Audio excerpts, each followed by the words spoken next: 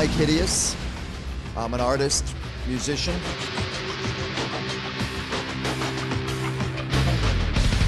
Empire Hideous. So, you want to tell me what's going on with that right now? Well, Johnny and I have been working on doing the last album for Empire Hideous to date. It's been about almost 3 years that we've been working on it. I've just come to a full circle with music, so I'm kind of just fulfilling my duties in my contract that I have to do for the record label, and that's it. I'm done. I'm done with music. Just gonna follow my art now. How can we find out more about your project? Well, since when I stopped with the music, I started picking up on a talent that I've had for a very long time.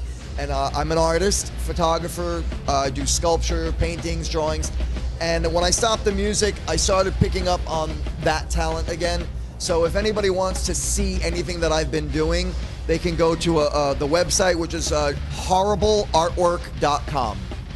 Very easy to remember, horribleartwork.com. What's next for you? Well, currently I'm working with a producer, director by the name of Paul Bazile, and we're making a movie documentary called Living the American Nightmare. And it's basically, I'm being featured in it as an independent musician and all the work that I've done over the past 20 years. And in addition to my feature, there are going to be other interviews with musicians, bands like Typo Negative, high-profile names like Arturo Vega from the Ramones. Who else is in that film? Johnny, Bobby Steele from the Misfits, other members of the Misfits. God, I mean, I can go on and on. That sounds pretty cool. Well, yeah, it's going to be a nice film. It's definitely going to be a historical piece when it's all done. It's basically it's interviewing musicians and showing how they've gotten from like starting out level to where they are today, and what it took for them to get there, what they had to sacrifice, and what they had to do to get where they are today. So you would say that you're pretty, you've got a lot of contributions to the goth community or the alternative underground community? Yeah, I suppose you could say that. I think it depends on who you ask.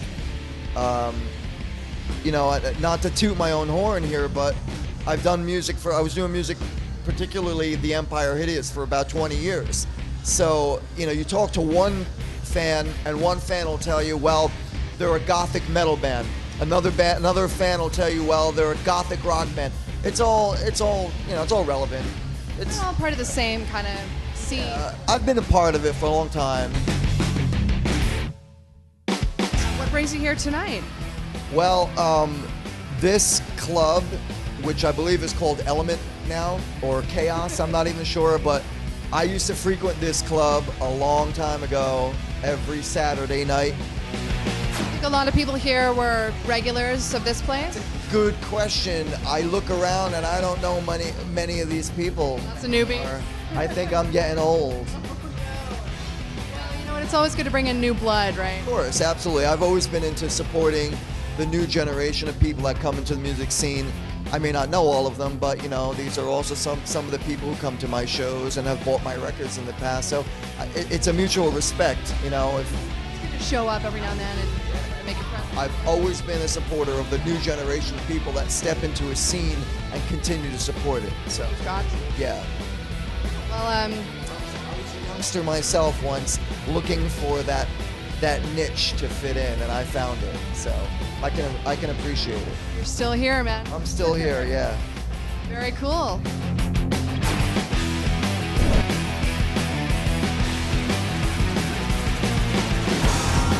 What is your favorite thing about Fangoria magazine?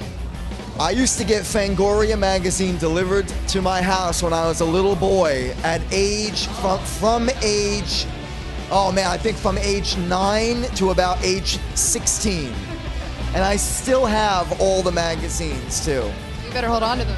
Yeah, I will, believe me. I think what really got me to become a fan of Fangoria? Well, first of all, I was already a horror fan, so I was already in that frame of mind.